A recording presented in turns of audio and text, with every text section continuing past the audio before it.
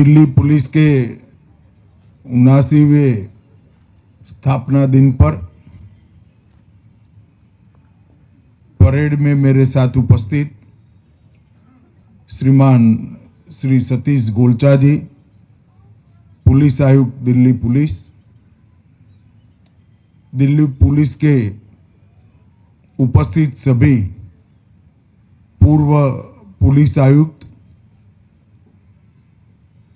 जिन्होंने शानदार परेड का प्रदर्शन किया है, दिल्ली पुलिस के मेरे प्यारे साथियों, दिल्ली पुलिस परिवार और दिल्ली के नगरजनों, आप सभी को दिल्ली पुलिस के 79वें स्थापना दिन की बहुत बहुत शुभकामनाएं देना चाहता हूं। मैं दिल्ली पुलिस ने अपनी स्थापना से ही शांति, सेवा और न्याय के संकल्प को हमेशा से चरितार्थ करने के लिए कोई कसर नहीं छोड़ी है। दिल्ली पुलिस का दायित्व, जिम्मेदारियां और इनके प्रदर्शन का औचित्य दिल्ली राजधानी होने के कारण हम सब जानते हैं कि पूरे देश के लिए महत्वपूर्ण है, क्योंकि दिल्ली का एक क्षेत्र एक शहर नहीं है, हमारे दिल की, देश की, लोकतंत्र की धड़कन है, देश के स्वाभिमान और अस्मिता का केंद्र है। और इसलिए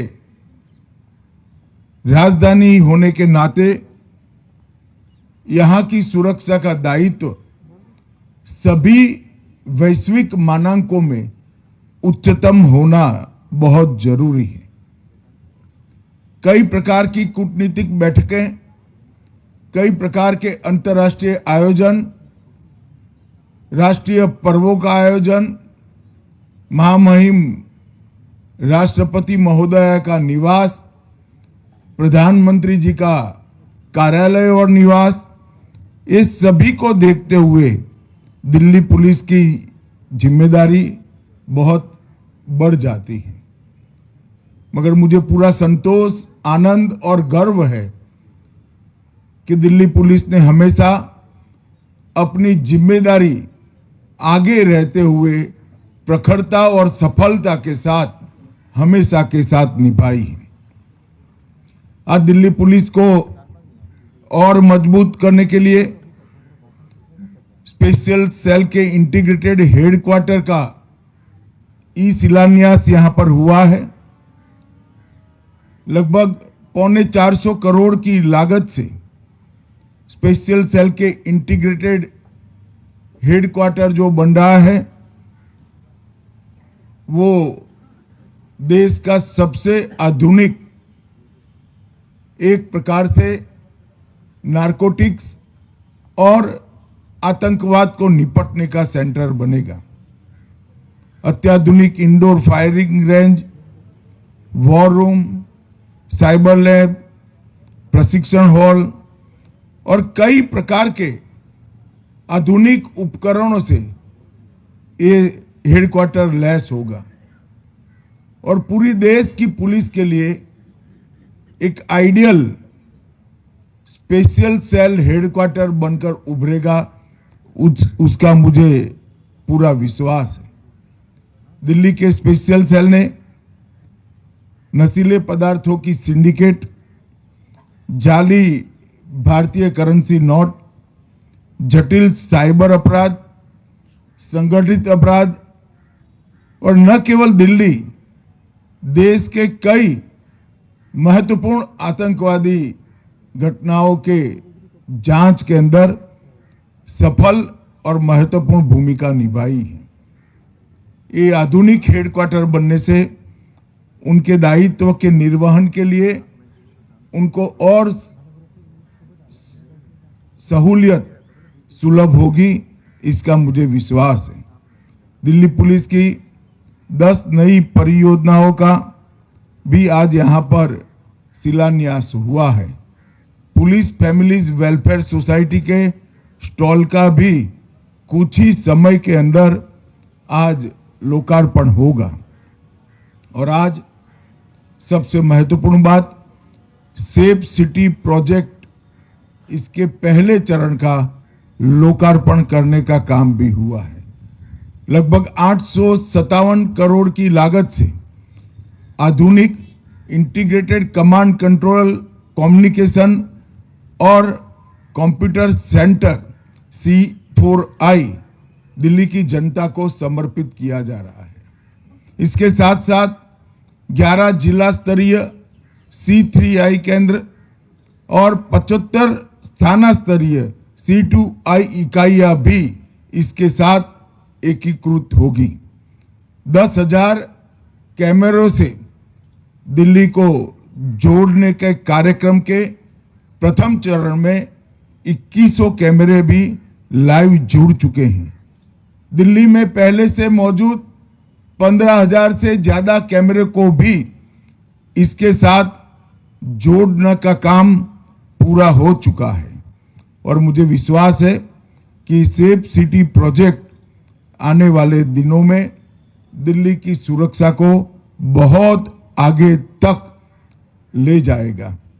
मित्रों, आज जब मैं यहां आया हूं तब मैं दिल्ली के माध्यम से देश की जनता को ये बताना चाहता हूं कि विगत 11 साल में प्रधानमंत्री नरेंद्र मोदी जी के नेतृत्व में देश ने कई सारे मकाम हासिल किए हैं। और इसमें आने वाले दिनों में जब देश में न्याय की बात होगी तब 3 नए आपराधिक कानून, हमारी नई न्याय संहिताएं, जिसका केंद्र न्याय नहीं दंड है, उसका जिक्र इतिहास जरूर करेगा। ये 3 आपराधिक नए कानून हमारे देश की जनता द्वारा चुनी गई संसद में पारित हुए हैं। अंग्रेजों द्वारा लगभग 150 साल पहले बनाए गए कानूनों को निरस्त कर अब न्याय केंद्रित न्याय प्रणाली हमने प्रस्तापित करने का काम किया है। आने वाले 2 साल के बाद इस कानूनों का पूर्ण इम्प्लीमेंटेशन होने के बाद मैं देश की जनता को विश्वास दिलाना चाहता हूं कि देश भर में किसी भी कोने में जो FIR होगी वो अपराधी को दंड देने का मतलब जो पीड़ित है उसको न्याय देने का काम सुप्रीम कोर्ट तक 3 साल में हम समाप्त करने की व्यवस्था कर देंगे। ये कानून के अंदर बच्चों और अपराधों के लिए, महिलाओं पर अपराधों के लिए एक अलग अध्याय जोड़ा गया है। EFIR और 0 FIR को कानूनी संबल दिया गया है। ICGS के तहत पुलिस, न्यायपालिका, फोरेंसिक साइंस, अभियोजन और कारागार, इस सभी को जोड़कर उनकी सेवाओं को ऑनलाइन करने का काम कर दिया है। छोटे अपराधों में दंड के रूप में सामुदायिक सेवाओं को पहली बार कानूनी जामा पहनाया गया है। 7 साल या अधिक सजा वाले मामलों में फोरेंसिक विजिट को अनिवार्य कर दिया गया है।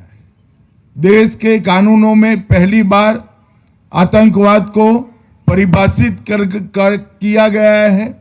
देश छोड़कर भागे अपराधियों के लिए ट्रायल इन एब्सेंशिया की व्यवस्था की गई है।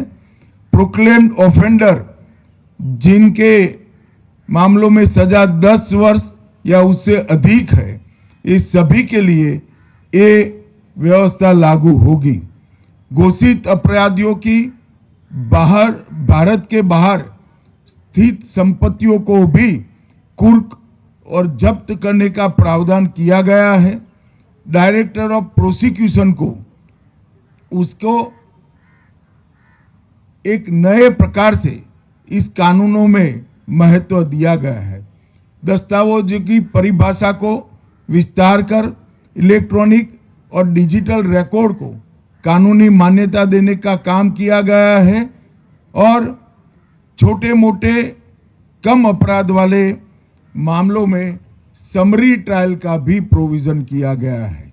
मित्रों, मैं मानता हूं कि इसके कंप्लीट इम्प्लीमेंटेशन के बाद दुनिया भर के क्रिमिनल जस्टिस सिस्टम के कानूनों में सबसे आधुनिक हमारी न्याय संहिताएं होगी। इसमें किसी को संशय रखने की जरूरत नहीं है। इससे न केवल देरी कम होगी, सजा का दर भी बढ़ाने में हमें बहुत बड़ा मदद मिलने वाला है। आने वाले दिनों में जब ये कानून पूर्ण रूप से लागू होंगे, हमारे देश का दोषसिद्धि का दर लगभग 75% से ऊपर 80% के ऊपर ले जाने में हमें सफलता मिलेगी। असम, हरियाणा, गुजरात, कई सारे राज्यों में जहां अभी पूर्ण इम्प्लीमेंटेशन बाकी है, जुडिशरी से जुड़ा हुआ और अभियोजन से जुड़ा हुआ हिस्सा अभी हो रहा है, परंतु फिर भी 20% से ज्यादा दोषसिद्धि के दर में वृद्धि देख पा रहे हैं। ये 2014 से 2026 के 12 साल देश की आंतरिक सुरक्षा के लिए हमारा इतिहास हमेशा सुवर्णमयी कालखंड के रूप में इसको अंकित करेगा। 2014 के पहले हमारे देश में 3 समस्याएं नासूर की तरह 3-4 दशकों से हमारी आंतरिक सुरक्षा को चैलेंज देती थी। कश्मीर का क्षेत्र, पूरा नॉर्थ ईस्ट और कई राज्यों में 11 से राज्यों में फैला हुआ माओवादियों से पीड़ित क्षेत्र, ये तीनों क्षेत्र हमारी आंतरिक सुरक्षा को एक बहुत बड़ी चैलेंज देते थे।